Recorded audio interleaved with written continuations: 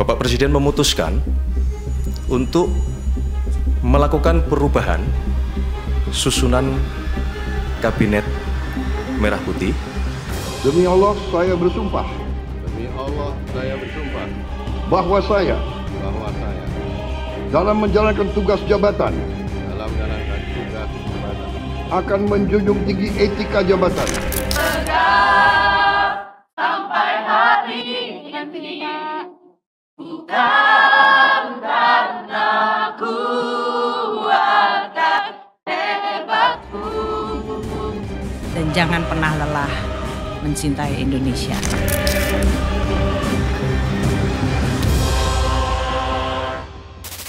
Presiden Prabowo resmi mengganti 5 menteri dan menambah 1 kementerian baru, Kementerian Haji dan Umroh. Biasanya kalau dengar kata reshuffle, publik opini itu langsung mengarah tuh. Wah, ada masalah nih, ada kinerja yang jeblok nih, atau ada deal politik baru. Oke, reshuffle itu hak prerogatif presiden. Tapi pertanyaannya, apakah reshuffle ini beneran buat rakyat? Atau sekedar bongkar pasang kursi kekuasaan? Kita cek now bareng-bareng.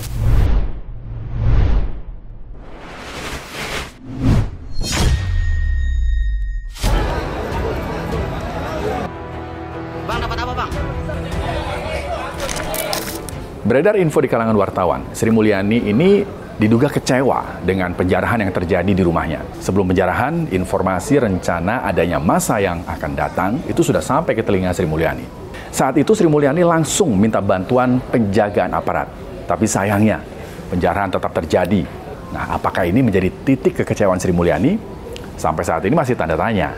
Apakah Sri Mulyani diganti atau mengundurkan diri? Saya ingin mengucapkan selamat kepada pejabat baru, Pak Yudi Purbaya Yudi. Selamat mengemban amanat dan tanggung jawab yang sangat penting, yaitu mengelola dan menjaga keuangan negara dan memimpin Kementerian Keuangan. Semoga Pak Yudi diberikan kemudahan dan sukses membantu Presiden Prabowo. Dan mohon mulai saat ini untuk kami dihormati ruang privasi kami atau ruang pribadi saya. Sri Mulyani jadi Menkyu selama 3 presiden, SBY, Jokowi, sampai Prabowo. Di dunia internasional, Sri Mulyani dipuji karena disiplin fiskal dan kredibilitas ekonomi. Tapi sayangnya di dalam negeri, kebijakannya dinilai kurang berpihak pada rakyat kecil. Enggak yang namanya Sri Mulyani. Kenapa dia bisa menjadi menteri seumur hidup? Sederhana saja. Dia bisa melakukan finishing tax, melayani semua pejabat, dinaikkan semua tunjangan, dinaikkan gaji semua pejabat, sehingga pejabat tidak sense of politik, nggak menyatu dengan rakyat. Itu yang terjadi hari ini. Betul nggak? Dia tidak menyatu. Artinya apa? Faktanya, DPR kemarin konversi pers mengatakan, kami nggak ngerti tunjangan 50 juta ini tiba-tiba datang ke kami. Masa kan itu nggak masuk akal. Kalau DPR nggak ngerti kan, keputusan itu diputuskan oleh pemerintah dan DPR. Nah itu konfirmasi ke DPR-nya. Dia bilang tiba-tiba datang 50 juta itu. Itu fakta. Publik tentu masih ingat beban yang ditambahkan lewat kenaikan PPN, kemudian rencana kenaikan iuran BPJS, sampai pajak yang menggerus daya beli. Di saat rakyat pusing untuk ngatur uang belanja untuk beras, minyak, listrik, citra internasional tentu tidak bisa jadi obat. Ya, kredibilitas global belum tentu identik dengan kesejahteraan domestik. Jadi nggak heran, waktu diganti kemarin, pasar keuangan goncang. Memang IHSG mengalami gejolak, tetapi gejolak ini juga bersifat temporer atau jangka panjang tergantung dari kebijakan-kebijakan yang akan dilakukan oleh Menteri Keuangan yang baru. Nah, ketika berganti Menteri Keuangannya, yang menjadi pertanyaan apakah ada gebrakan ataupun ada kebijakan-kebijakan yang bisa mendorong pertumbuhan ekonomi lebih baik. Jika tidak ada gebrakan yang berarti, tidak ada langkah-langkah yang dilakukan untuk mendorong stabilitas perekonomian ke depan, maka pasar ataupun market akan memandang bahwa kinerjanya lebih buruk daripada Menteri Keuangan sebelumnya. Salah satu harapan Kemenkyu baru, Purbaya Yudi Sadewa, Ya, semoga bisa berbenah soal penerimaan pajak yang harus benar-benar memperhatikan daya beli masyarakat menengah ke bawah.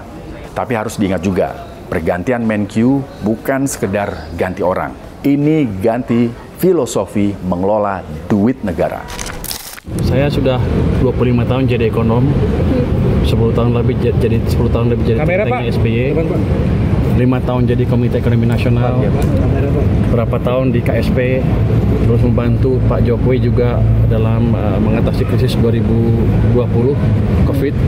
Jadi saya di samping Pak Jokowi persis waktu itu.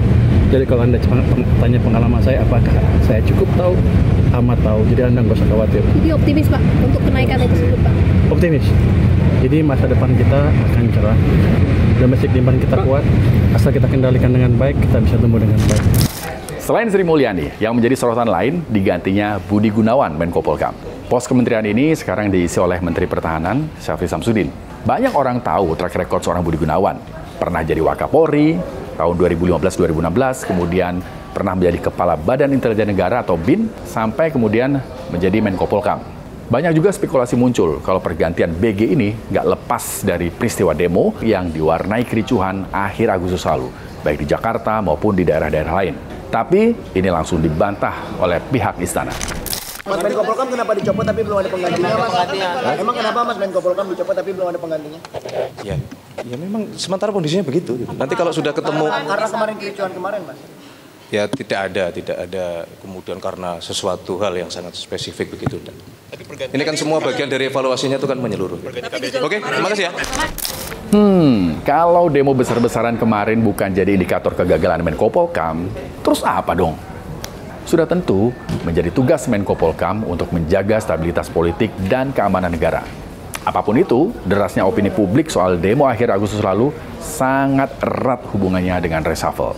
Menteri lain yang menarik untuk dibahas adalah Budi Ari. Menteri Koperasi ini dicopot dan diganti Ferry Juliantono yang sebelumnya menjabat sebagai wakil menteri. Dikenal dekat dengan Jokowi, nama Budi Ari tercoreng dengan kasus judi online. Meski belum terbukti, tapi adanya oknum pegawai Kominfo terlibat menjalankan judi online saat Budi Ari menjabat, ini fakta yang tidak terbantahkan. Nama Budi Ari disebut dalam sidang kasus judi online. Saat menjabat sebagai Menteri Kominfo, diduga Budi Ari ini mengetahui praktek penjagaan sejumlah situs judi online. Nah, sekarang waktunya kita kawal bersama apakah menteri-menteri baru ini bisa kerja transparan, akuntabel, dan berani melawan kepentingan oligarki. Kita tunggu dan kita lihat apakah reshuffle ini berdampak pada harga kebutuhan pokok jadi lebih stabil. Apakah jaminan proyek-proyek besar tidak semakin membebani utang negara? Karena pada akhirnya bro, reshuffle itu bukan soal siapa yang duduk di kursi menteri, tapi soal apakah kebijakan yang lahir dari kursi itu benar-benar berpihak pada rakyat. Sekali lagi, yuk kita kawal sama-sama, kita kritisi, dan jangan kasih ruang buat pejabat-pejabat yang main-main sama nasib rakyat. Satu lagi yang harus diingat sama menteri-menteri baru, hati-hati saat menyampaikan public statement. Jangan sampai pernyataan yang keluar justru melukai rakyat yang sekarang sedang merasakan kesulitan ekonomi. Saya Rizky Hasan, tetap waras, tetap kritis, merdeka.